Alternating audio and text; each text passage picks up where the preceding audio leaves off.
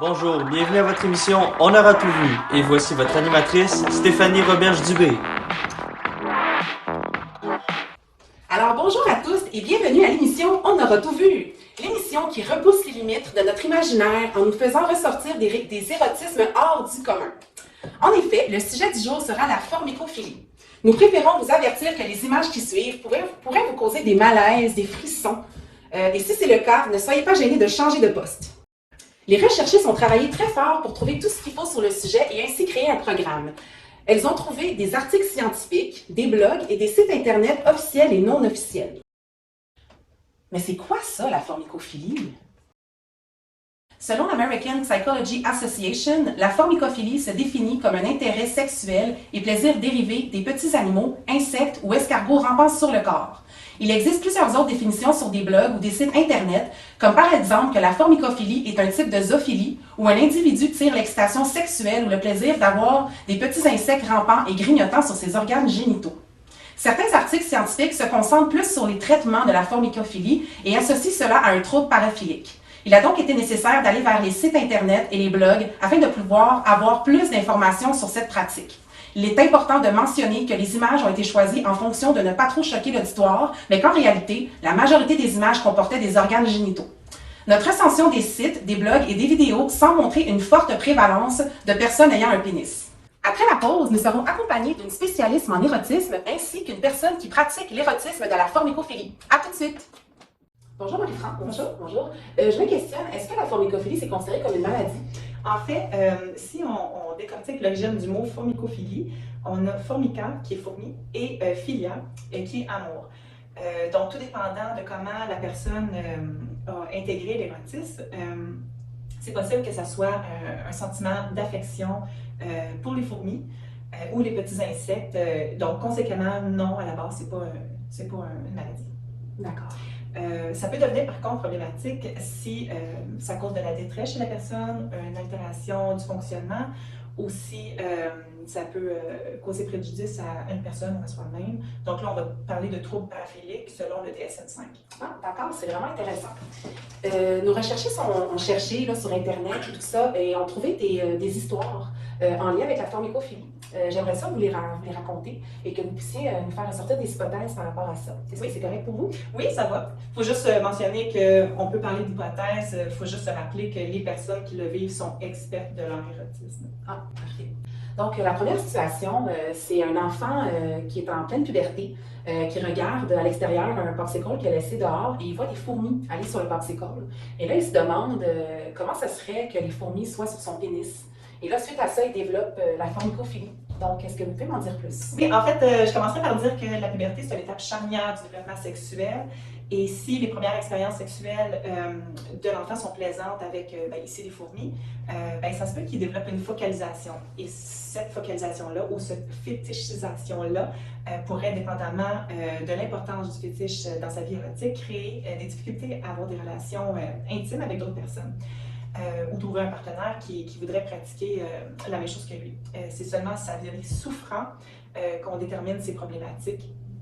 Sinon, c'est juste un érotisme. Ah, super, c'est vraiment intéressant. Donc, la deuxième histoire, ce serait l'histoire d'un enfant qui joue dehors. Donc, il joue dehors, tout ça, et il joue avec les fourmis, et les fourmis montent sur ses jambes.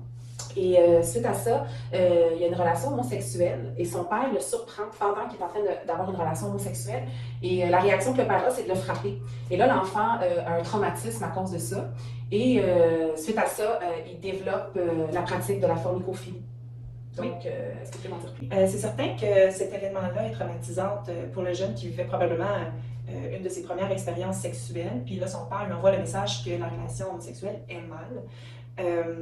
Alors, ça se peut qu'il ait associé le contact à l'autre à quelque chose de dangereux.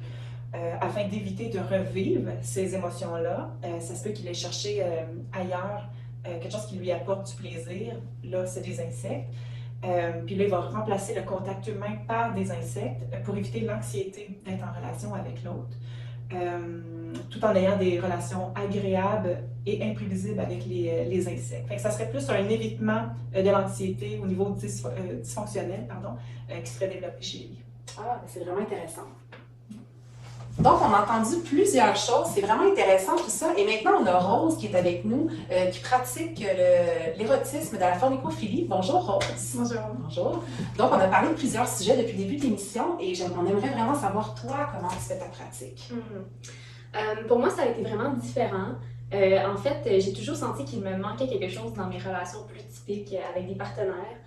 Donc, je me sentais toujours comme pas connectée à l'autre. Je me sentais un peu vide dans ma sexualité.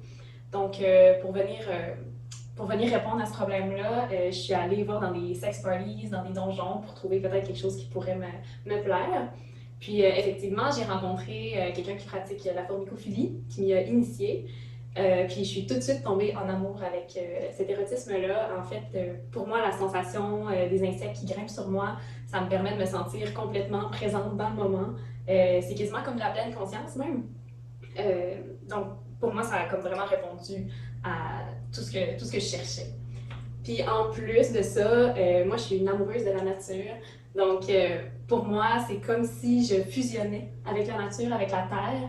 Puis pendant un instant, c'est comme si la nature me possède, puis que je peux complètement me laisser aller à ce qui se passe. Puis pour moi, c'est peut-être un peu plus spirituel, je dirais, comme approche.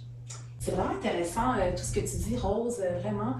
J'imagine aussi que quand tu as commencé cette pratique-là, tu devais sûrement poser des questions, tout ça. Est-ce que tu as fait quelque chose pour ça? Bien, c'est certain qu'au début, je me suis posé des questions par rapport à cette pratique-là. Donc, en effet, j'ai consulté avec Marie-France à quelques reprises. Puis, moi, ça a pu me rassurer personnellement parce qu'on a compris que c'est vraiment simplement un érotisme pour moi. Puis c'est important de renommer encore que Rose est experte de son expérience. C'est un fétichisme qui est pas commun. Ça se peut que ça trouble une thérapeute ou un thérapeute.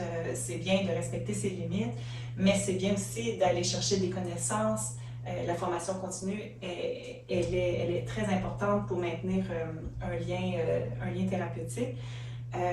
Puis c'est important aussi que la personne soit consciente de ses croyances, de ses valeurs personnelles pour délimiter les limites personnelles et professionnelles.